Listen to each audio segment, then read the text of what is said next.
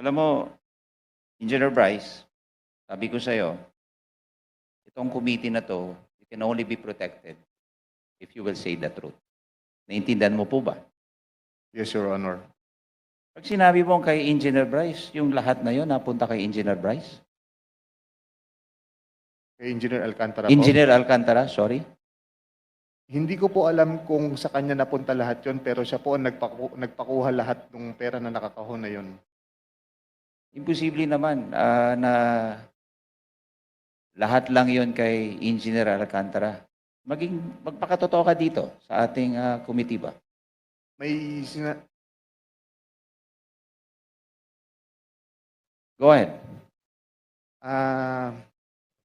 para magsalita po ako ng mga involved dito kung kanino po napupunta yon. Siyempre, tatakot din po ako sa buhay ko, sa pamilya ko.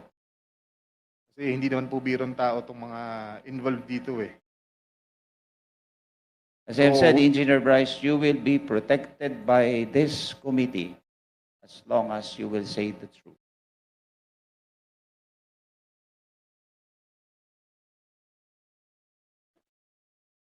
Kung pwede po bang huwag niyo na ako ibalik sa Senate, Your Honor. Kasi may mga involved pong senador dito. At hindi ko po alam ang magiging kapalaran ko pag binalik niyo ako doon. Magsalita ka muna. And this committee will assure you that you will be protected. Your Honor, parang mas kailangan ko po muna ng assurance niyo bago ako magsalita. Can I have a 1-minute recess, Mr. Chair? Meeting suspended.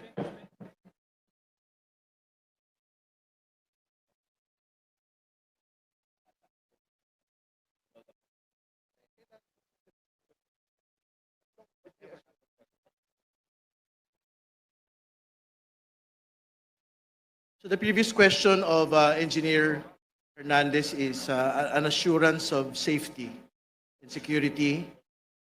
The committee commits to your safety and the safety of your family. We will coordinate with the Senate Blue Ribbon Committee to ensure that you may remain with the House. So within the day, we will speak with our Senate counterparts to make sure that you will remain with the House for as long as needed. Thank you, Your Honor.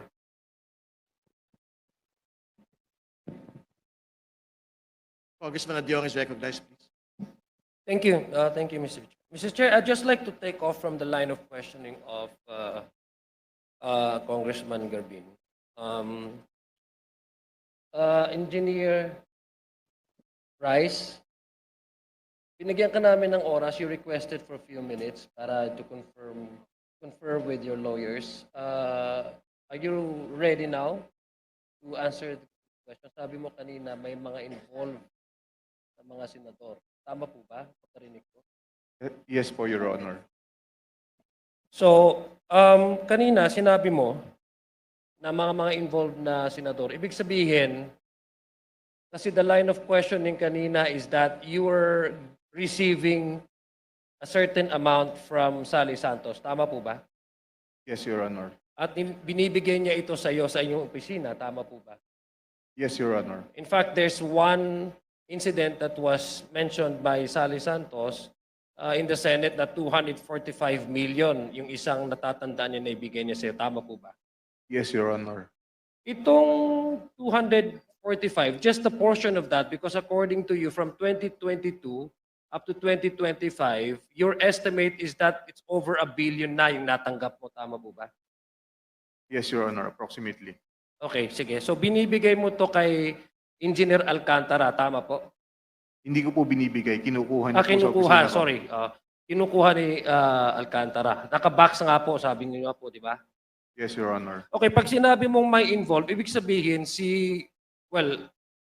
logic would dictate and you don't need to be a rocket scientist para to assume that yung binibigay ay may hati-hati. Tama po ba? May breakdown. Yes po, Your Honor. Sinasabi niya po, kinukuha na yung commitment. Commitment na ano ibig sabihin commitment? Yung kaninong hatian yon? Kung ako po mag-interpret, commitment po para kay Senator.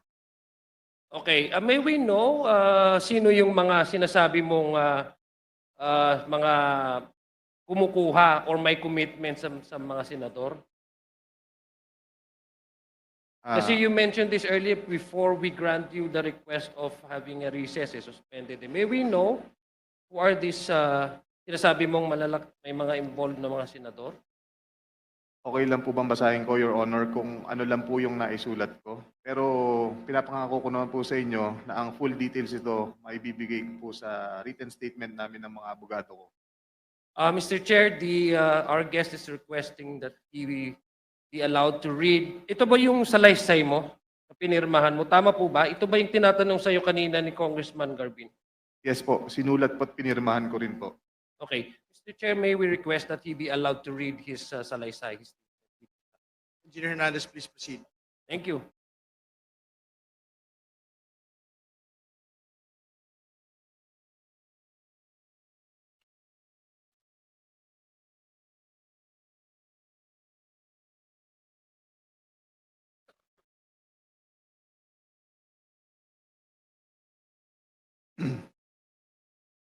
Good morning, Your Honor, Mr. Chair.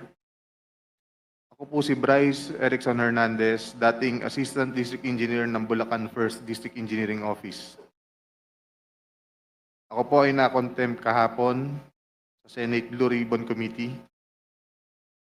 Habang ako po ay nakadetain, nakapag-isip po ako at nagdesisyon na maglabas ng ilang nalalaman ko sa flood control project base po sa aking natatandaan sa ngayon. Tama po si Senator Lacson na ang mga engineers ng DPWH ay tila naging legman o bagman na lang. Kung tatanungin niyo po ako kung sino o kanino kami naging bagman, sasagutin ko na po ngayon.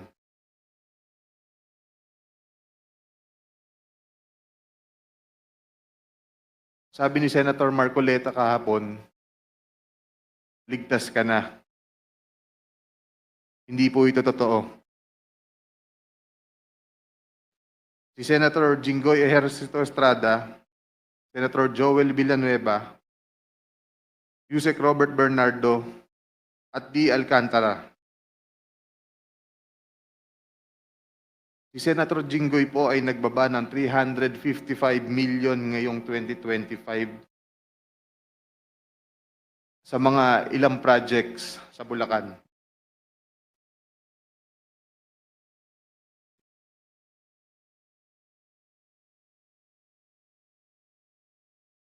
At ang sabi po ng boss ko dito ay 30% ang commitment dito. Ang mga projects po na to ay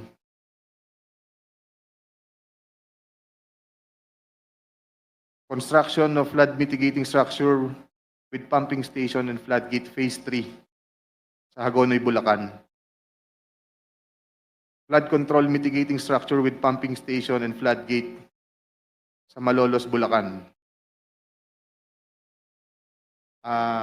Hindi ko na po babasahin lahat to. Isasama ko po to sa aking written statement. No, mahalaga pong basahin yung buong listahan ng mga proyekto. Sige po, These are Your the line items that everyone has been talking about. So I think the nation deserves to know which particular line items that are in the GAA that are being implemented for these particular personalities. Mr. Chair, may I also request that he be directed to read the entirety of his salaysay Yes, and yes. not to select portion of his salaysay? Para Yes, po he will. klaro. I think he will be required to read the entire, but we need the specific line item in the General Appropriations Act to be able to tie these particular projects to political personalities, not just DPWH engineers, not just contractors. Please proceed. Mr. Chair, may I also ask that the amounts also be read? I Yes, think if it's it, important that the public will also know the yes, amounts. if it is available, Engineer Hernandez, please mention the amount as well. Mr. Chair, saglit na interjection lang. After the statement of Sir Bryce, may we have the copy of his statement para po makapagtanong din yung mga members based on his ongoing statement. If that is practicable, Deputy Speaker, we will ask him to do it, but it is a written, handwritten statement. So I think we have to listen to his entire salaysay first. Please proceed with the line items, please. Let me repeat it, Your Honor. First, construction of flood mitigating structure with pumping station and floodgate, Phase 3, Barangay Mercado, Hagonoy, Bulacan, with an allocation of 60 million pesos. Number 2, construction of flood mitigating structure with pumping station and floodgate at Mambog Creek, Phase 3, Malolo City, Bulacan, with an amount of 45 million pesos. Construction of flood mitigating structure with pumping station and floodgate, Phase 3, Barangay Iba, Hagonoy, Bulacan, amounting to 60 million pesos. Construction of flood mitigating structure with pumping station at Calero Creek, Phase 3, Malolo City, Bulacan, with an amount of 50 million pesos. Construction of flood control structure including pumping station and floodgate, Phase 3, Barangay Mayto, Kalumpit, Bulacan, with an amount of 60 million pesos. Construction of flood mitigation structure with pumping station and floodgate at Barangay Santo Rosario Creek, Phase 3, Malolo City, Bulacan, with an amount of 40 million pesos. And last, construction of flood mitigation structure including pumping station and floodgate, Phase 3, Barangay Carillo, Hagonoy, Bulacan, with an amount of 40 million pesos. And all of that with a total of 355 million pesos, Your Honor. This is supposedly the allocation of which political personality? Senator Jinggoy Ejercito Estrada po, Your Honor. Thank you for the clarification. You can proceed with reading the handwritten statement. Chair, may I continue? Let him finish the handwritten statement. Tapos lang po yung handwritten statement ng pagbasa. Nagbaba po si Senator Jinggoy at ang kanyang SOP dito ay 30%. As per our District Engineer Henry Alcantara.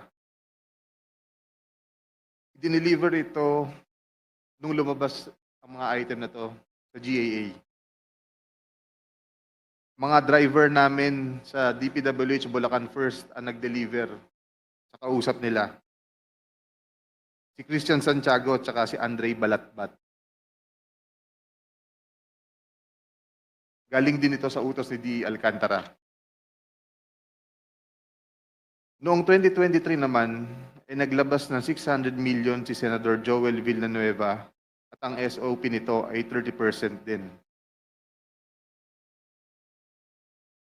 If I'm not mistaken, sorry. Pwede kong sabihin ko po kung anong mga projects to, mga line item din. Please proceed with disclosing the line items so the nation may able to tie the line item to the political personality involved.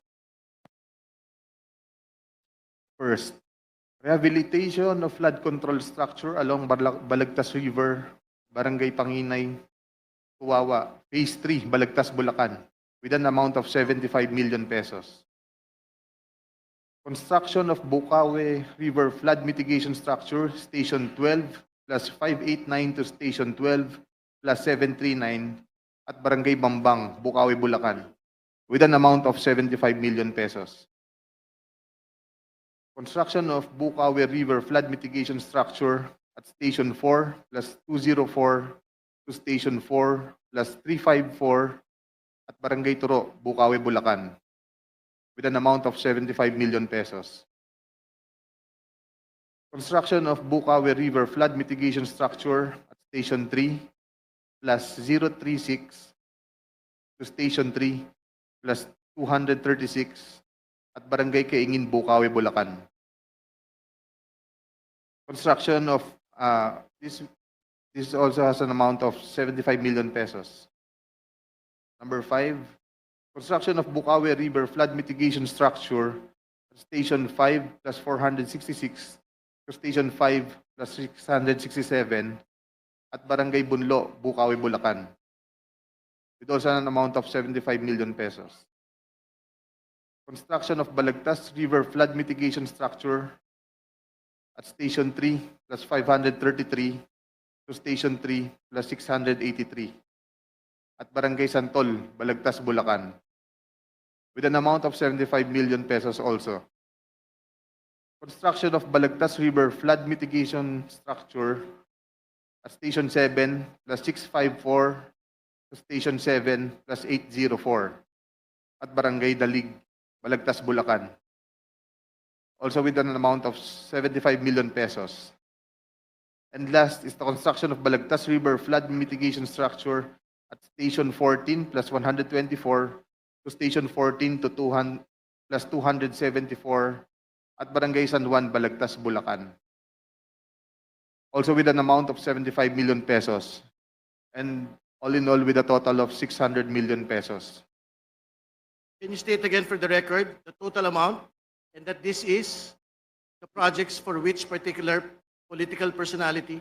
600 million pesos last 2023 from Senator Joel Villanueva. Thank you. Please proceed with your handwritten statement. At ang SOP nito ay 30% din. Binigay din ito nung lumabas sa GAA at i-deliver sa bahay niya sa Bukawi ni D. Alcantara at dating hepe ng aming construction si Engineer JP Mendoza.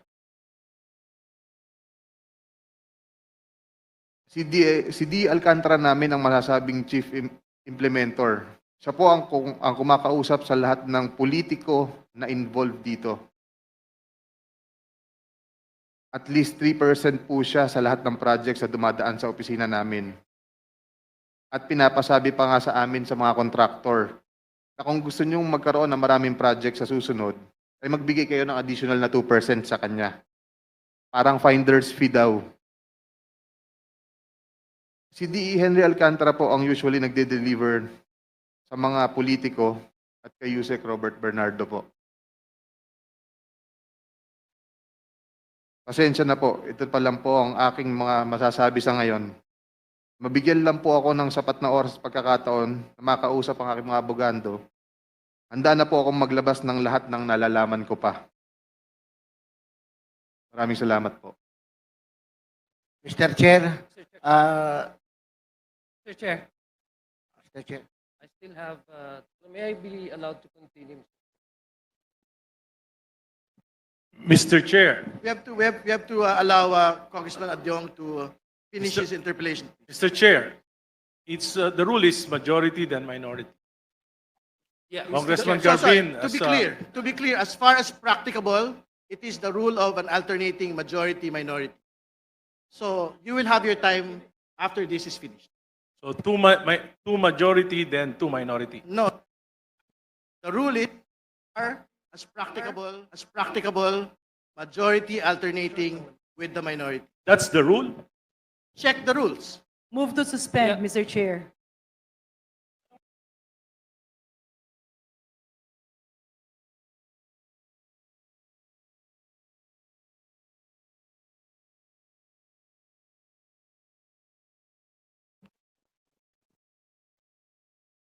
Meeting resumed. Please proceed. Mr. Chair, thank you. Para naman, Mr. Chair, hindi tayo magmukhang because we don't also want just as mere allegations, no? We just want to know from our guest, Bryce, do you have a circumstantial evidence that can prove your allegations that indeed these arrangements ay nangyayari? Meron ka bang pruweba, halimbawa, text man lang or usapan or para at least just to make sure, no, for fairness sake. Your Honor, regarding sa mga text messages, wala po. Lahat po ito, sinasabi po ng aking boss sa akin. Okay, Ganun, si dahil Alcantara. kagaya nga po ng sabi ko, ganun po ako kaklose sa kanya. Lahat po ng transaction sinasama niya. Thank you. Mr. Chair, did we invite Engineer Alcantara? Engineer Alcantara is here. Okay. Mr. Chair, may I continue? Mr. Chair, kanina sinabi mo sa unang tanong ng aking kasamaan dito, si Congressman Garbin, na lahat ay kontrolado ni D.E. Alcantara. Tama ba? Na he wanted you to be his assistant district engineer. Kasi gusto niya kontrolado lahat. Tama ba, Bryce? Yung pagkarinig ko. Yes po, Your Honor. Thank you. Gusto ko lang malaman itong connection with the Sims Construction. Anong year po kayo naging back chairman? Ibig sabihin si Engineer Alcantara din po ang nagtalaga sa iyo na maging back chairman. Yes, Your Honor. Okay. Ako ang nag-recommend. Okay, siyang nag-recommend. Kasi gusto niya, kontrolado niya lahat. Kaya nga nandyan ka, yun ang gusto mong sabihin, di ba? So anong year ka naging back chairman? Kasi, Mr. Chair, I want to know, yung sa base po sa salaysay ni Sally Santos, ito po yung mga ghost projects sa Bulacan na panalunan po ng Sims Construction, Wawaw Construction, ay yung isa pa, Mr. Chair. Na kung saan, Mr. Chair, according sa ating data, ay ang naging chairman nito sa pagbibid nitong mga projects, na mga ghost projects, ay chairman nito ay si Engineer Bryce. Gusto ko lang malaman, Engineer Bryce, sabi mo, ikaw yung tinalaga ni D.E. Alcantara as maging chairman. Ibig sabihin, yung pagkapanalo ng SIMS na connected sa mga ghost project ay yung pagbibid nila ay according to Sally ay pre-arranged na, kumbaga. Siya nang mananalo. Tama po ba? Yes po, Your Honor. So, ibig sabihin, nag-bidding lang kayo pero pre-arranged na kasi ang sabi ni Sally Santos na may-ari nitong kumpanya na to ay pinapahiram niya yung kanyang lisensya sa inyo para siyang manalo dito sa mga bidding na to kung saan itong particular na project na to ay nakalista, napuntahan ng presidente as ghost project. Tama po ba? Yung kay Sims. Yes po, Your Honor. Okay.